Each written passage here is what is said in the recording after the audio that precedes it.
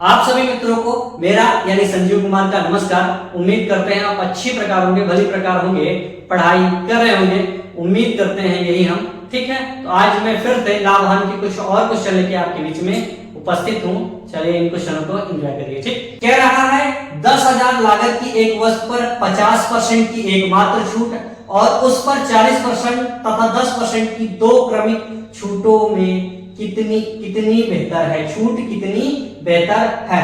भाई 50% की एक छूट दे रहा पहले वो, और दूसरी बार क्या कर रहा है 40% तथा 10% की दो क्रमिक छूट दे रहा है। तो कह रहा है कितने रुपया बेहतर है। भाई दुकानदार के लिए ये बेहतर है कि ये, तो सबसे पहली बात तो क्रमिक छूट दोनों का जब योग बराबर हो तो यही बेहतर होगा दुकानदार के लिए और ग्राहक के लिए, ये बढ़िया। अगर आपको ग्राहक हो तो आपको अगर दो भी डिस्काउंट दिए जाए, 50% का और 40% और 10% का, तो आप इसको लीजिएगा, ये बेहतर रहेगा। अगर आप क्या हो दुकानदार हो तो आपको ये डिस्काउंट देना ज्यादा बेहतर रहेगा।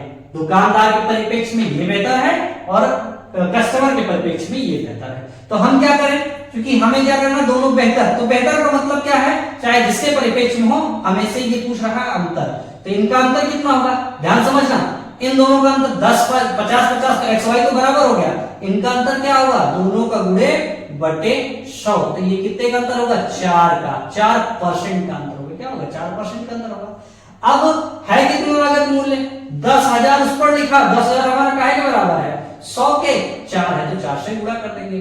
दोनों जीरो क्या हुए, कैंसिल। तो कितने का अंतर हो जाएगा, 400 का। तो यानी 400 रुपए बेहतर। कितना रुपए बेहतर है, 400 क्या है, 500 रुपए में 40% के एक बट्टे तथा उतनी धनराशि पर 3% तथा 10% के दो क्रमागत बट्टों की धनराशि का अंतर है।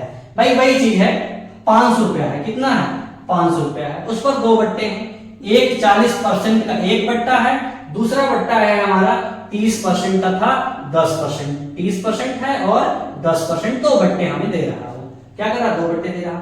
तो इनके बीच का अंतर पूछ रहा, तो इनका अंतर, भाई इन दोनों का अंतर क्या होगा, बस इन दोनों का मल्टीप्लाई बटे में 100, यानी इनका अंतर कितना होगा, 3 होगा। ये काहे के बराबर है, 100% के। इसको क्या करेंगे, 3 से गुणा, 2 0 कैंसिल, कितना रुपया हो जाएगा, 15 रुपया। यानी कितना रुपया हो जाएगा इनका अंतर, 15 रुपए। चलिए देखते हैं अगला। कह रहा है रवि एक वस्तु 25% बट्टे के साथ खरीदता है। क्या करता है, 25% बट्टे के साथ खरीदता है। ठीक, कितने में उसने खरीदा, यानी 100 लिखा था तो 25% का बट्टा लिया, 75% उसने खरीदा। और उसने बेचा कितने में, 660 में बेचा, तो उसे 10% का लाभ हो रहा है, यानी 110 के बराबर है। उसका लागत मूल्य कितना हो जाएगा, 100। ये इसका लागत मूल्य हो गया।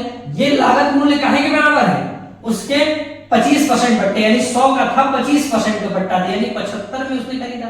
तो ये इसने इसका लागत मूल्य है।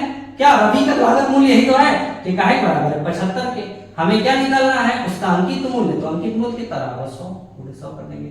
0 से 0 कैंसिल, 11 कम 11, 11 छठा 66, 25 से काटेंगे, 25 3 75 और 25 चौको 100, ये हो जाएगा 3 1 कम 3, 3 दूनी 6, 4 दूनी 8, गुणे 100 कितना हो जाएगा, 800 रुपए। यानी उस पर अंकित मूल्य कितना लिखा रहा होगा, 800 रुपए लिखा रहा होगा। चलिए, कोई दुकानदार अपने अंकित मूल्य पर 4% का बट्टा देता है यदि वस्तु का क्रय मूल्य 100 रुपए है। यहाँ क्या है, वस्तु का क्रय मूल्य 100 रुपए दिया, क्रय मूल्य दिया, यहाँ 100 रुपए दिया, तो उसे उस वस्तु पर 20% का लाभ प्राप्त करना। कितना लाभ प्राप्त करना है, 20% का, यानी काहे के बराबर है, 100 के 20% का लाभ प्राप्त करना। मतलब उसको कितने में बेचे, 120 से।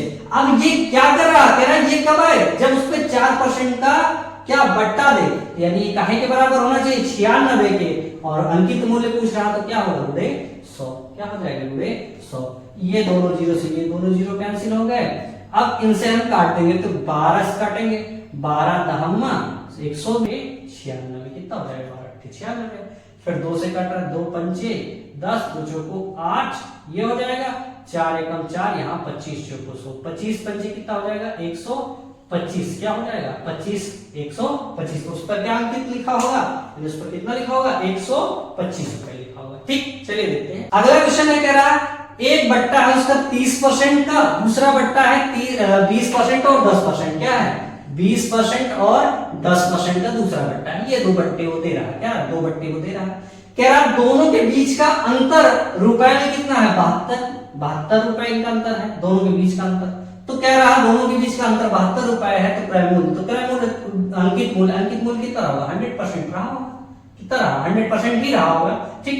तो इनका अंतर कितना रहा होगा परसेंट में, तो हमने बताया अंतर के लिए क्या करो, दोनों का गुणे बटे 100, तो इन दोनों का अंतर कितना हो जाएगा, 2, यानी 72 काहे के बराबर है, तो हमें क्या निकालना है, 100, क्या निकालना 100, तो ये कितना होगा 36 गुना 72 और 36 गुणे 100 कितना हो जाएगा 3600 रुपए, कितना अंतर हो जाएगा 3600 हो जाएगा, कितना हो जाएगा। चलिए मित्रों, आज के लिए इतना ही रखते हैं। आप लोग जो है चैनल से जुड़े हैं तो चैनल को लाइक करिए, शेयर करिए, सब्सक्राइब करिए, ज्यादा से ज्यादा आप लोग शेयर इसको करते रहिएगा।